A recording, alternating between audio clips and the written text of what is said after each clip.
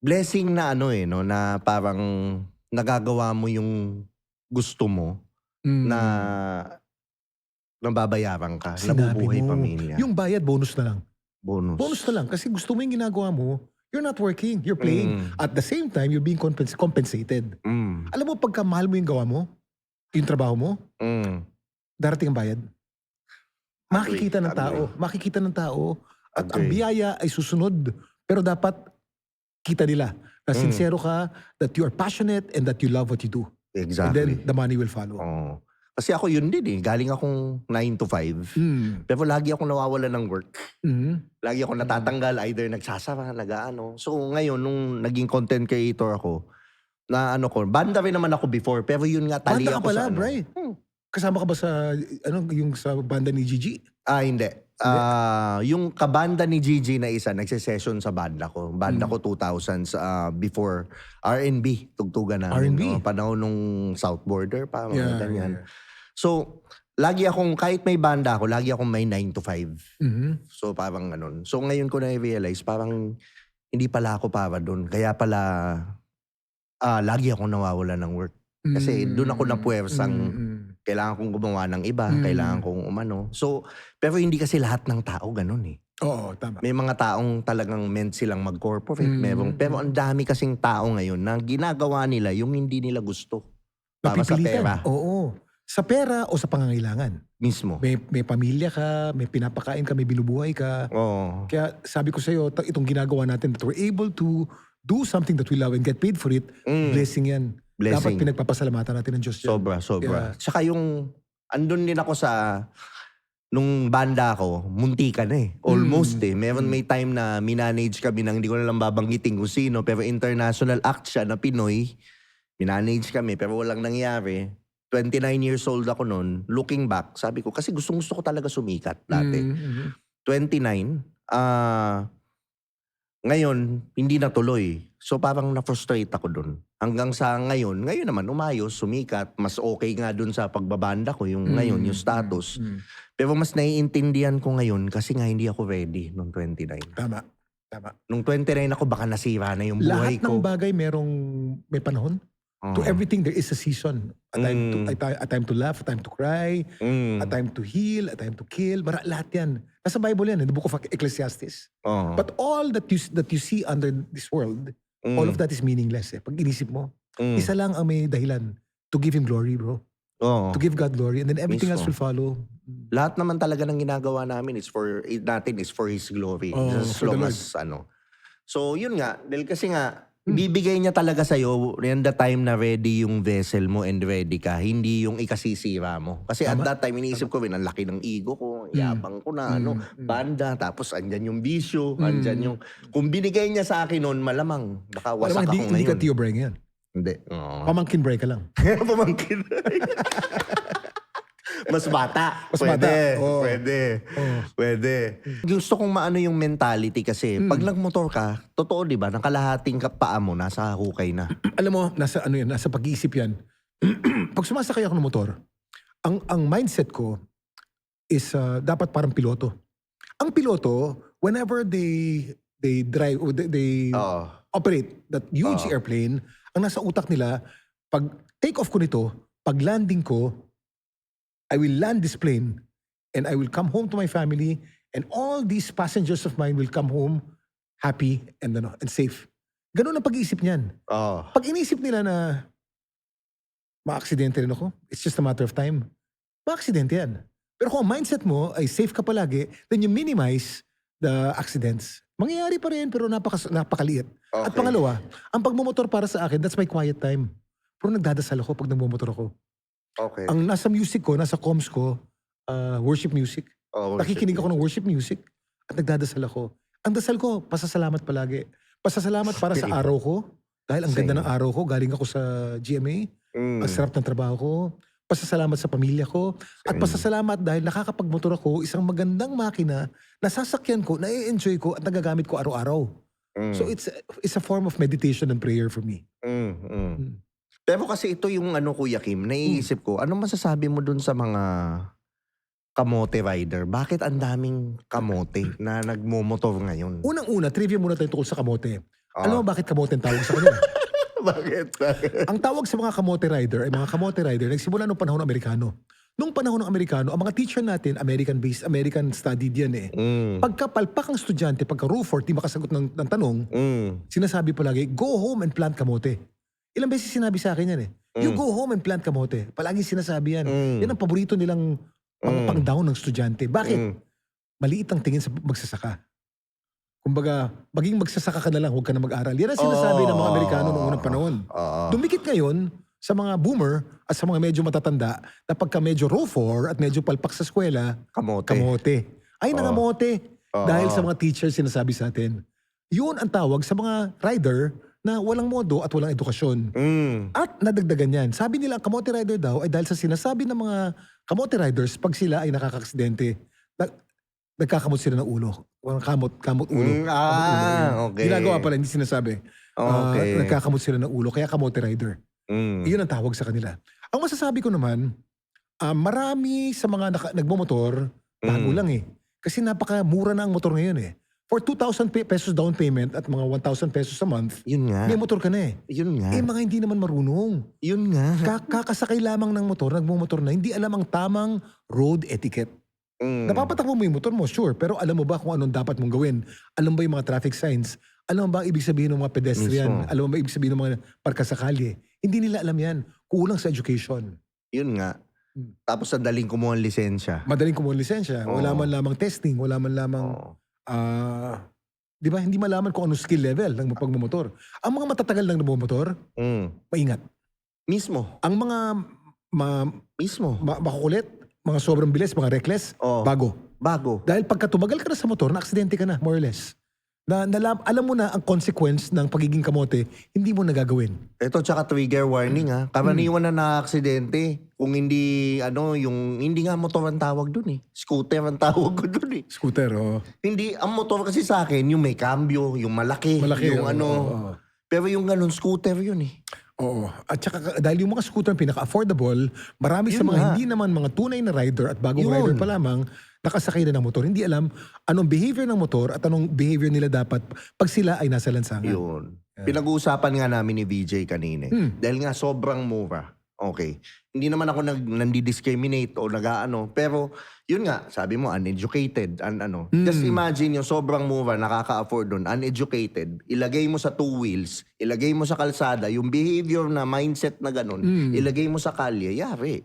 At i-qualify lang natin, Tio Bray ha. Hindi ko mo mumurahin ng motor at mahirap na tao, kamote. Marami rin kamoteng big bike. Totoo naman. Maraming kamoteng big bike, maraming kamoteng mayaman. Pero mas madami yung... Kasi mas marami sila. Ganun lang yun. Kaunti lamang ang big bike eh. Pero marami akong kilalang naka-big bike, kamote rin. Ay naku, si Yana nga naka-big bike, di ba? Exactly. Yun nga. May 1% lagi eh. Merong 1 or 2 or 3%.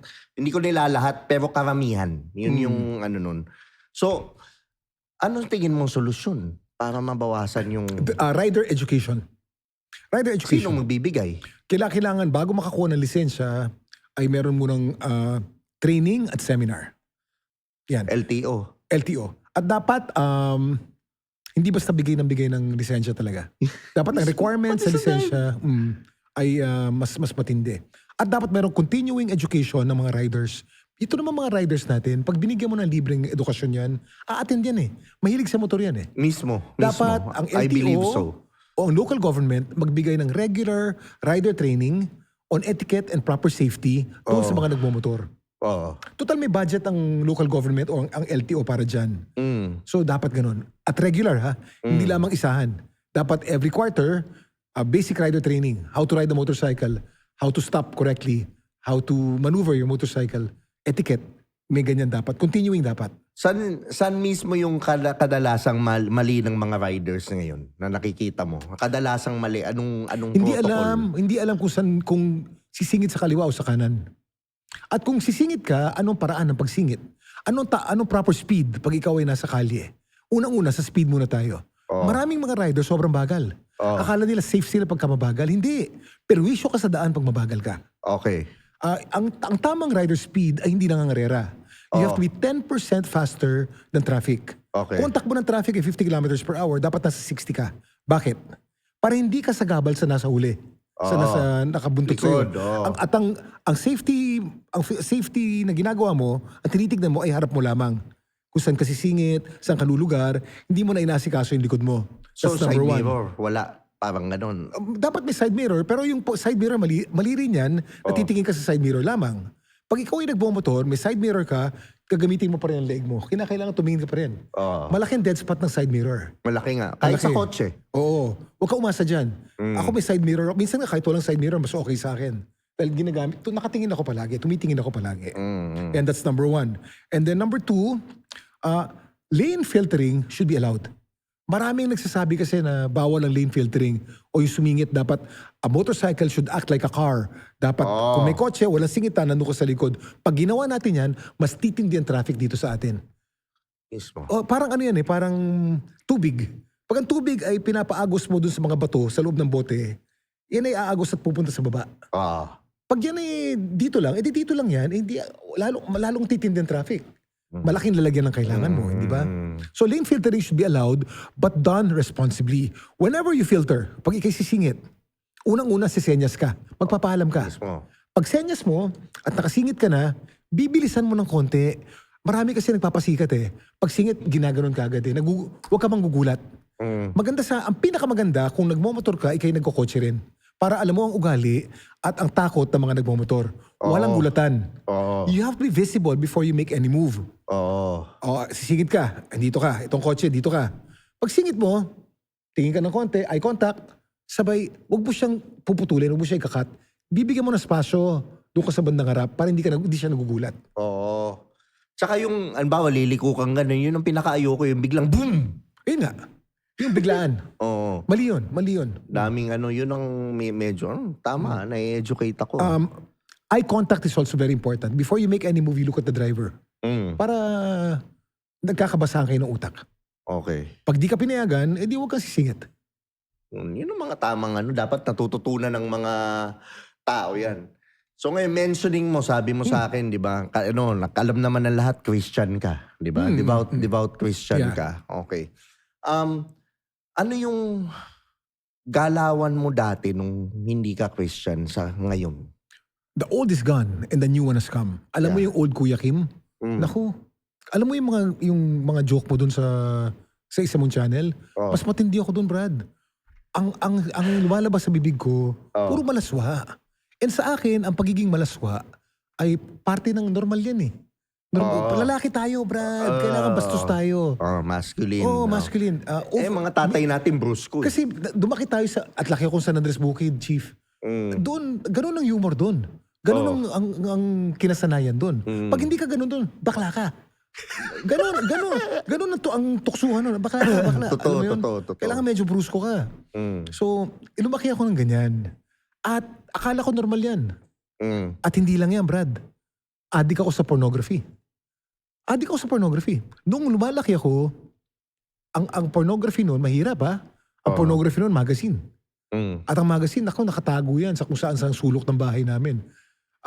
Kung saan ko kinuha yan. Sa kaibigan ko, sa mga kamag-anak ko. Dikit-dikit ba, Kuya Kim, yung magazine mo? Dikit-dikit, syempre. Halos hindi mo na matigas na, Brad. Parang may gaw-gaw. Oo. At gamit na gamit. Because I was a porn addict. And I grew up thinking that porn was part and parcel of life. Yes. I thought it was normal. Yes. Up until I got married. And I realized that I was so dependent on porn, I could not function as a male without porn. Di ba sabi nila, porn will enhance your sexuality? That's wrong. That's a misconception. That is a deception. Porn will distort and will eat up your sexuality until you're dependent on porn and porn alone. Wala ka ng pagmamahal at pagnanasa sa misis mo. Habang nakikisiping ka sa misis mo, ang iniisip mo yung porn star. Kasi hindi ka na makafunction nang walang porn. Mismo. Tama ba yun? Kung alam lamang ng misis mo kung anong nasa utak mo habang nagsisiping kayo, baka maghiwalay kayo. Mismo. Because you cannot function. Because you've become so dependent on porn. Mismo. Bro, when I became born again, yung baptism day namin, sinabi sa amin, submit the things that give you bondage. Kung adik ka sa drugs o adik ka sa sigarilyo, surrender. Adik ako sa porn this was in 2013 when I became Christian. Alam mo yung sinabit ko nung araw na yun, bro? 2 sako ng DVD. 2 sako. Walang case yun. Punong-puno ng DVD yun. Noong ang tatay ko, mayor, sinasagasaan niya ng pison yung mga porn. Bago niya sagasaan ng pison yan, nandun muna ako, kinukuha ko yung mga gusto ko. Wild na wild. Naipon ko lahat yan. At naipon ko, and I was watching those DVDs, thinking that it was enhancing my sexuality. Nung sinurrender ko yan, Brad. Ilang taong ka na nito? This was only 2013 lamang ito when I became Christian. This was 12 years ago, 13 years ago. Okay. So, yan. Nung sinurrender ko yan, nawala ang porn sa utak ko. Ang pagnanasa ko sa misis ko, tumindi. Tumindi. Oo. Tumindi. Nung una, kahit anong gawin ng misis ko, wala na akong kinakailangan manood ako ng porn. Shit. Ngayong nawala ang porn, naging tama ang orientation ng married sex life namin. Kaya nga nakakatakot eh. Ngayon binigay pa ng libre. Tayo binibili natin. Dati-rati binibili at itinatago. Tinatago. Ngayon pwede ako habang nag-usap tayo, pwede ako nanonood ng porn dito. Oo. High definition pa, Oo. good quality pa. Mm. Dati-rati, itatago mo. It's so available, nasa telepono. I read my Bible on my telephone, but I can also watch Pornhub on my Bible. Depende. On my Paano phone. mo gamitin. Mm. Ganun kadali ang porn ngayon. At walang... Are you 18? Ang dami dyan, hindi naman 18. I-click mo lang, yung 18 ka, pasok na eh. Marami dyan bata. And they're growing up with something that is so deceptive and something that's so addictive, hindi nila alam. Mismo. Na pag sila may asawa na, they will not be able to function normally without it. Oo, mismo. Tsaka madami kang nabe-brainwash ka na, ganito dapat. Yung edits, ganito dapat kalaki. Ang ano pala, Abnormality yung ganung... ang pagromansa pala sa misis, dapat binibira. Dapat, hindi mo alam, nasasaktan na yung misis mo, hindi na nagre-reklamo eh. Kasi napanood mo sa porn. Oo. Hindi naman ganun ang paraan. Nakalimutan mo na yung tamang romansa at yung tamang haplos na may pagmamahal. Binira mo para kang drill. Napanood mo sa porn yun eh. Hindi naman yun ang tama. Di ba? Oo. It's deceptive. But more than Mismo, that, it mismo. trains you to lust after women that is not your wife.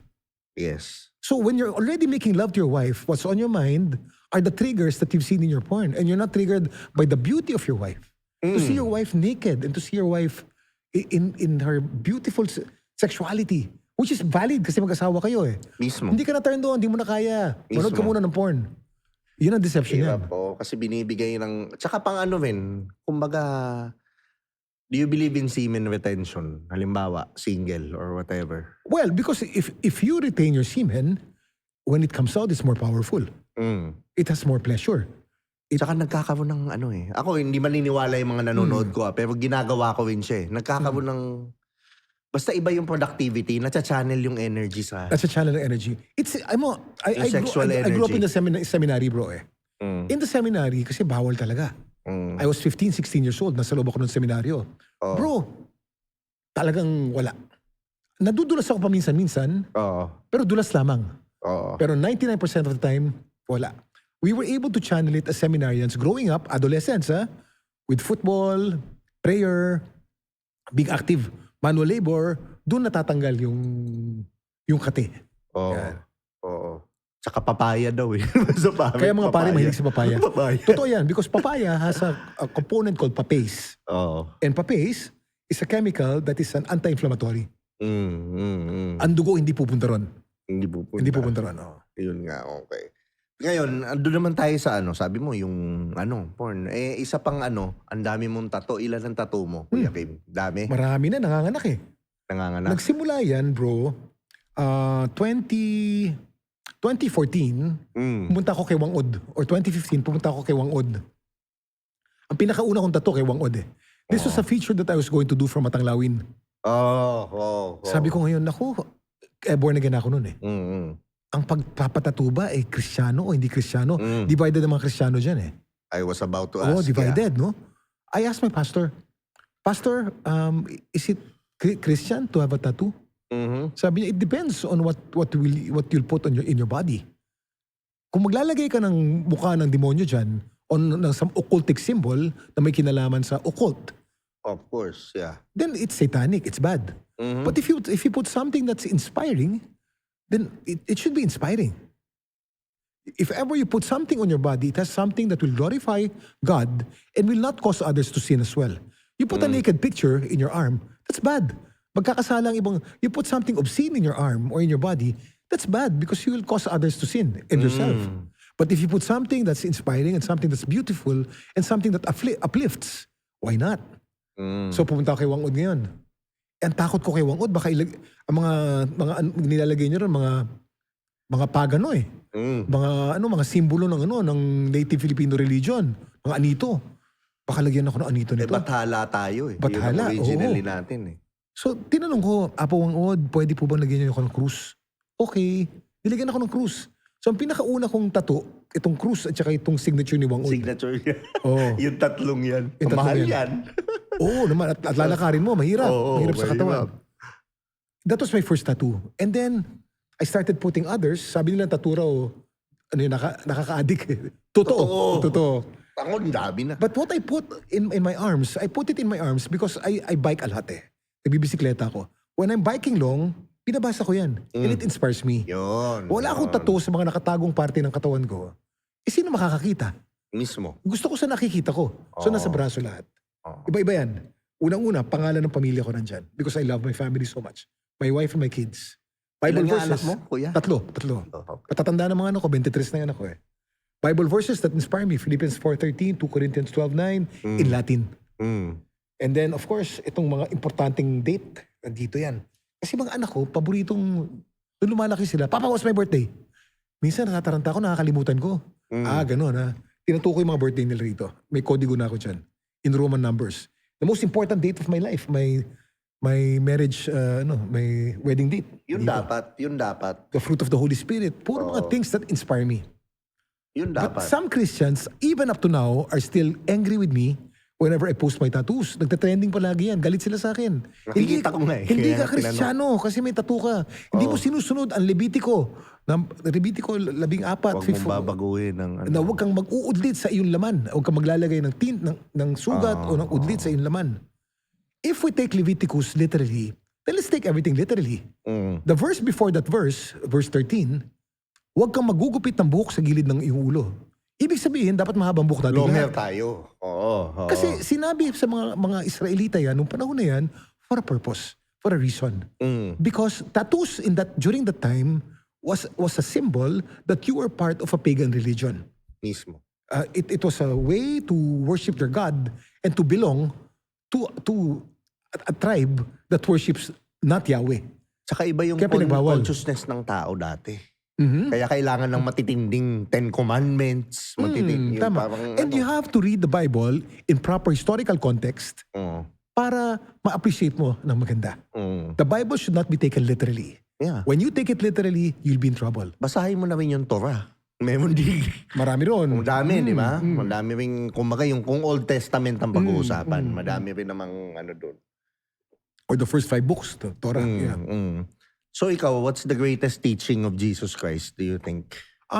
My Bible verse, of course, love God with all your might, strength, all your soul, and love your neighbor as yourself. But personally, the Bible verse that really touches me, 2 Corinthians 12:9. I can do all things. Your grace is enough. That's my Bible verse. Your grace is enough. My power is made perfect in your weakness. Therefore, I shall not boast of my weakness because God's strength will. I don't memorize it much, no. But the Bible verse Basta that naiintindihan mo. the Bible verse that really strikes me is, my grace is sufficient unto you. My grace is enough. Bakit yun? Kasi yan when I had a stroke and when I was getting paralyzed, 2 beses yan, nagkasakit ako 2 beses eh. When I had a stroke, and then 3 years after that, I got a rare disease called Guillain-Barré syndrome, no? I was an Ironman, chief. Ang lakas ng katawan ko noon. At ang motto ng Ironman is, I can swim, I can bike, I can run. I can do anything. And then na-paralyze ako, hindi ko magalaw ang kamay ko. Nagmakaawa ako sa Diyos, Lord, ayoko ma-paralyze, tulungan mo ako. That's when I realized that I can't. There's nothing I can do. And then dun pumasok yung Bible verse, my grace is all you need. Ibig sabihin, mamatay man ako, manghina man ako, ma-paralyze man ako, I should be thankful. Because God gave me grace. Through the death of Jesus Christ on the cross, He gave me forgiveness of my sins. I'm going to heaven. All I need to do is accept Him as Lord and Savior and repent for my sins. It's not about my good works. It's not about how strong I am as an Iron Man. It's not about my charity work. It's not about how good I am as Kuya Kim, how kind I am. That's secondary. His grace is all I need. But I have to accept Him first as Lord and Savior. That's what my turning point. Okay. So naniniwala ka na pag hindi mo tinanggap si Jesus Christ na as Lord and Savior, impyerno ka mapupunta? All have sinned and fall short of His glory. Lahat tayo dapat pupunta sa impyerno. Because of the original sin. Yung pagkakasala ng ating mga ninuno, ni Eva at ni Adan, we're all doomed. Lahat tayo nagkasala. The wages of sin is death. All have sinned and fall short of His glory. Lahat tayo nagkasala. And the wages of sin is death. We are bound to go to hell. But God loves us so much that He gave us grace through Jesus Christ. It's a free gift. Free, binigay sa atin yan. Ang kailangan lamang natin gawin ay tanggapin siya. Pag tinanggap natin, yun na yun. And then the good works will follow. Good works will not bring us to heaven. We become good because He gave us grace. And we are so thankful. From a spirit of overflow, bumabait ka. Whether you like it or not, pag Kristiyano ka, mabait ka. Nagpapasalamat ka dahil niligtas ka eh. Impyerno ako dapat eh. Pero dahil niligtas ako, bumait ako. Baliktad. Paano yung mga Buddhist, mga Hindu, na gumawa ng mabuti? Pero hindi naman si Jesus Christ ang ano nila. Alam mo, paano? God in His, sabi ko nga sa'yo, lahat naman tayo pupunta sa impyerno dapat eh. In His grace and in His love, marami naman dyan makakakilala rin kay Jesus. Marami rin dyan. Pero paano yun? Paano sila? Tingin mo? Kaya maraming mga missionaries, maraming mga people reaching out. But definitely, I really say this, it's not about good works. Pwede mong sabihin kasi itong paraan. Ito ang daan papuntang Tagaytay. Ito ang tataking kong daan papuntang Tagaytay. Papunta ka sa north. South ang Tagaytay eh. Kahit anong north ang puntahin mo, kahit anong ganda ng daan sa north, dahil yun ang, sa isip mo, yun ang paraan, south ang daan eh. So you have to, Tama. Jesus is the way, the truth, and the life. And He's the only way, the only truth, and the only life. And I believe that as a Christian. What can you say about Kuya Kim na about self-love? What's your thoughts about it? Dapat ba unahin mo ang sarili mo or unahin mo muna yung ibang tao? Pag naging Kristiyano ka, ang uunahin mo muna yung si Lord. Okay. Ano ang relationship ko with the Lord? Okay. Seek first the kingdom of God and His righteousness and all else will follow. Pag ginawa mo ang relationship mo kay Lord na matindi, pati sarili mo mamahalin mo eh. At pati iba mamahalin mo eh. Totoo. Totoo. Pero pag inisip mo na, kailangan puno muna ako. I have to love myself first. When I love myself, I cannot give what I don't have. Yan ang sabi ng mundo. Pero ang sabi ng pagiging Kristiyano, iba. Iba, it's supernatural. Seek first the kingdom of God and His righteousness. Pag minahal ko si Lord, lahat yan, maiintindihan ko lahat yan at susunod lahat yan. Because I'm doing my purpose, which is to worship Him and to serve Him. Mismo. Nakaka-relate din naman ako dyan. Catholic kasi ako. It's just that,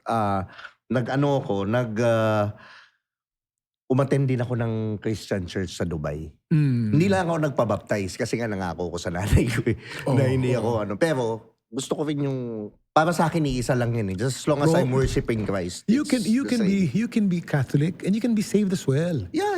It's not about being Catholic or Protestant or born again. Yeah. What's important is two things. Same. Pag Katoliko ka, do you have a relationship with Jesus Christ? Yes, of course. Is He your Lord and Savior? Yes. And then, have you repented from sin? Because if He's your Lord and Savior, ganito yan eh. When I grew up, Jesus Christ was my best friend. I was also Catholic. Magpapari nga ako eh. Nagseminaryo ako eh. Jesus Christ was my best friend. I loved Him so much as a best friend. I talked to Him all the time. Pag binubuli ako sa San Andres, ang sumbungan ko si Jesus. Ang kausap ko palagi si Jesus. He was my best friend, but He was not my Lord. Iba yung Lord, iba yung best friend. Ano ba yung Lord? Ang Lord, hindi natin alam yan dahil Pilipino tayo eh. During the Middle Ages, medieval times, pag sinabi ng Lord, off with your head, patay ka. The Lord has power of life and death over you. Yeah. But He's a good Lord. He's a loving Lord. Aside from Lord, He's also a loving Father. Full of wisdom. Tinanggap ko siya as Lord. Therefore, ang mga utos niya, susundin ko. Best friend ko siya. Chami-chami kami. Body ko siya. Christ-like. Pero, Lord ko rin siya. Siya rin ang boss ko. At ang boss may mga utos. Dapat sundin ang utos ng mga boss. Saan naman nakalagay ang mga utos ng boss? Nasa Bible. Nasa salita Bible. niya. Doon mo makikita lahat. Susundin mo, hindi dahil takot ka, pero dahil mahal mo siya. Dahil siya ang Lord mo at siya ang tagapagligtas mo. Tama. Yun naman talaga yun eh. And ang one thing na ako pinapractice ko, Jesus saw the divine in everybody. Kahit sino. Wala siyang ginudge. Of course. Wala siyang inano. Christ was in the world. Ang mga best friend ni Jesus Christ, Mary Magdalene was a prostitute. Matthew was a tax collector. Puro makakasalanan yan. Ayun ang barkada niya. Dinuduraan nga sa mukha eh. Yung mga barkada niya. He was in the world, but he was not of the world. Iba yun. A true Christian should be in the world. Pag ang barkada mo ay nasa church ka lamang palagi, hindi ka lumalabas, paano ka makakuha ng mga ng maliligtas, di ba? You have to be in the world. People have to see you as a regular guy. People have to see you as one of them, but not really in what you do. Yes. You're part of the world, but you're not in the world and not of the world. Iba yun. So ngayon, Kuya Kim, nakikita mo, yung generation natin sa mga lalaki, magkaiba yung sa generation ngayon. Diba? Anong masasabi mo dun sa mga lalaki ngayon about sa masculinity nila? Anong thoughts mo dun, insights mo? In the terms of masculinity, sa fashion siguro, parang androgynous na ngayon. Hindi mo alam, di ba? Pero okay lang yung fashion. That's a matter of taste. Pero kung ang tanong mo ay papunta sa... Values. Ito ang lalaki. Ang lalaki, driven by purpose. Ang lalaki naman ganun pa rin. Hindi umahabol sa babae. Hindi masyadong babae ang priority. Ang tunay na lalaki, isa lang ang mahal. May kasabihan sa isang South American na philosopher. Those who love the world have loved no one. But those who love only one has loved the world. Pag isa lang ang mahal mo, misis mo lang, that's all you need. Pag minahal mo lahat, wala kang fulfillment. Hindi masarap umuwi sa bahay. Totoo naman yun. Pero pag and love is a choice, ha? Hindi ko mo wala ka ng feeling sa misis mo, iwanan mo. Minsan, nasusuklam ka na sa misis mo. But if you choose to love that person, then there are days when it's beautiful. Yeah. And there are days when it's medyo boring. But you choose to love. Because love is a choice. You have to choose to love. Yun. So okay, ano bang kailangan i-improve ng mga kalalakihan ngayon sa tingin mo? Commitment. Wala. Wala, hindi mo nakikita ngayon. Ano sila ngayon? Pinagkaiba nung sa ano? Ang commitment kasi dyan lumalabas ang tunay na pagkalalaki. Mismo. Kung may mamahalin ka, mahalin mo. You choose to love that person alone. Ngayon, bakit ka napupunta sa iba? Yes. Ang paraan dyan, preventive. May tinuro sa akin yung pastor ko, si Pastor Paulo. Sabi niya, Kim, yung pagdanasa kasi, ang paraan ng ng pagpatay dyan, simple lang. The bouncing ball technique. Bounce the ball and starve the sumo. Tama-tama pinag-usapan namin ni Pastor Paulo to dun sa podcast ko eh. Okay. Bounce the ball and starve the sumo. Turo ni Pastor Paulo yan. Ano yun?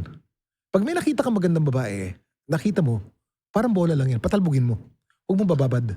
Pinapatalbog ko lagi, Kuya Kim. Sa dami ng ini-interview mo, dapat tumatalbog talaga yan. Dahil pag binabad mo, makikita mo na yung dibdib niya. Kung ano-ano na papasok sa isip mo. Paano patalbogin? Hindi ko nagigets. Parang, nakita mo, maganda siya. Ganun lang. Wag mong, don't let it linger. Wag mo ibababad yung tingin mo. Pag binabad mo, magdanasa ka eh. So, yun, number 1, bounce the ball. Starve the sumo. Bakit ba powerful ng mga sumo wrestler? Actually, hindi ko alam. Mataba sila eh. Mataba, mabigat. Ang kinakain niya napakarami. Pag ginutom mo yan at namayat yan, wala nang power sa yan. Ano ba yung sumo? Porn. Ano ba yung sumo? Pag nanasa, pag hindi mo tinitignan, mauubos yan, mamamayat yan. Pero kada tingin mo, wala namang mali siya to eh. Tignan ko mo. Ay, Instagram, sexy. Ganda ng dibdib niya, sexy niya. Pinapakain mo yung sumo wrestler, tumataba. At habang tumataba at lumalaki yan, wala kang power dyan. Pero pag yan ay gutom at namayat yan, walang power sa yan. Again, panoorin niyo si Pastor Paulo sa podcast ko. Pinaliwanag niya. Panonoodin ko yan. Honestly, gusto ko yung mga ganyang podcast eh. Pero pagdating naman ngayon sa mga, masculinity, Pagdating naman sa Gen Z sensitivity, bakit, Mm. ano yung masasabi mo ngayon, yung ang bilis nilang, kumbaga yung para sa akin, yung adversity quotient mababa. Mababa Mabilis talaga. mapagalitan, At malambot. alis na. Oo. Kulang. Alam mo, dahil sa social media din yan eh.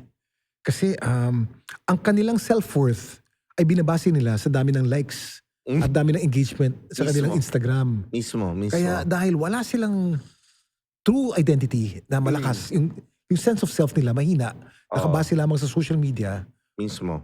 mabilis mapikon, mabilis masaktan. Mhm. So parang halaman na mababaw ang ugat. Tayo kasi malalim ang ugat natin eh. Oh. Napalo ako ng tatay ko eh. Lahat tayo. Napalo ako ng nanay ko. Lahat tayo. Lumaki akong may takot sa matatanda. Lumaki akong may respeto. Dahil naparusahan ako eh. Ang mga bata kasi ngayon napaka-sensitive dahil mababaw ang sense of self. Nakakatakot mapalo ng nakahawayan na polo, no? Parang- Napalo ko tatay ko. Oo. Oo. Pero sila ngayon, ano ba yun? Advantage ba palo? Para sa'yo, Kuya Kim. Advantage ba yun? O dapat naman walang palo? Meron tayo sa Book of Proverbs eh, spare the rod, spoil a child, ruin a child. Ano ba yung rod? Okay. A rod doesn't have to be physical. Hindi mo kailangan paluin ng physical yan. Kung nasa prinsipyo mo na never ko pinalo ang anak ko na huwag gumamit ng physical na bagay, parusahan mo. The rod means the sense of authority eh. The sense of authority should always be with the parent. And the child should always respect that sense of authority. Pag nagkamali ang anak, may parusa. Ang parusa hindi kailangan physical. Aba, Kunin mo yung telepono. yung mga anak ko nung lumalaki, face the wall sila eh. Face the wall, o kaya marami kaming parusa. Grounding, wala ka munang TV pa noon eh. Tayo nun, parusa, load sa munggo eh. Load sa munggo. Load sa asin. Oo. May phone book o kaya Bible. Ngayon, pag ginawa mo yun, susumbong ka sa principal.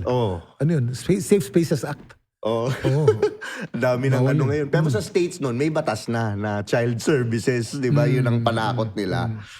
Okay, maraming salamat sa pag-guest mo ngayon, Kuya Kim. Talaga sobrang na-appreciate ko tong conversation natin. Bitin nga eh. Dami kong natututunan sa iyo. Nasi-shed mo yun. Lalo na yung pagmumotor Kasi ang dami kong, hindi yun yung mindset mentality ko. Kasi kotse pa rin eh. Natatakot talaga ako sa motor. Siguro nasanay nga lang din ako na yung mga nagmumotor na nakikita ko, karaniwan talaga, Kamote. tekamots, parang ganon. Pero yung mga nakikita ko kasi yung mga naka-big bike, yung mga grupo, maayos naman eh. Mga Marami rin kamote dyan. disiplinado. Okay. Marami rin kamote dyan. Ayun. So any promotions na gusto mo podcast mo, Kuya Kim? Well, I'll be Sa mga starting a ganon? podcast very soon Yan. under the Pod Network. Malapit yan. Maybe, kailan bang airing nito? Most likely, baka next week ilagay ko na Mauna pa to. sa Mauna pa to. Mine is in about 2 weeks or next week. Oo. Dami mong alam. Ano ba title ng podcast? Lagi ko nakakalimutan yung... Ano ba talaga? programa? Ano ba talaga? Ayun ang podcast ko under the Pod Network. Ano ba talaga? That's sponsored by the Pod Network and in Spotify Studios and Spotify as well. Panoorin natin yan. It will be, ang upload ko siguro every Saturday, once a week. At I started taping already 3 of my segments, no? 3 of my shows. And it's very exciting to do. Itong ginagawa natin, podcast ito. Sobra. I Conversations I gusto enjoy ko eh. doing it and I also learn a lot of things from my guests. Hindi lang ako nagsasalita rito. I'll be guesting a lot of people. Pero itong podcast na to is tukol sa kaalaman at tukol sa buhay. So anything under the sun can be talked about from a Kuya Kim point of view. Mismo. Of course, and then I'm still on television. Continue to support TikTok Lock. At TikTok Lock po 11 o'clock to 12 o'clock araw-araw. Merong dami mong alam, Kuya Kim. Every Saturday po yan. 10 o'clock to 11 o'clock. At 24 oras. Kuya Kim, ano na sa 24 oras. Lahat po yan ay nasa GMA. Daming show. Grabe. Sana all. Ang Mabait si Lord. Lodi. Mabait si Lord. Ang Lodi ng media. Di ba? Mapa social media, mapa TV. Pero very active din tayo sa social media, of course. Yeah. Importante yan eh. Importante. Importante yan. Ang social media ko naman, Kuya Kim Atienza sa Instagram, sa Facebook at sa TikTok, lahat yan, Kuya Kim Atienza. At very active ako dyan. Ang sumasagot po dyan ay hindi admin. Ako ang sumasagot dyan. Wow. I find time every day Wow. to reply to all the messages. Wow. Yeah. Galing. Ngayon. So maraming salamat, Kuya Kim. Talaga na-appreciate ko. Di ba? Isang dream episode to para sa akin.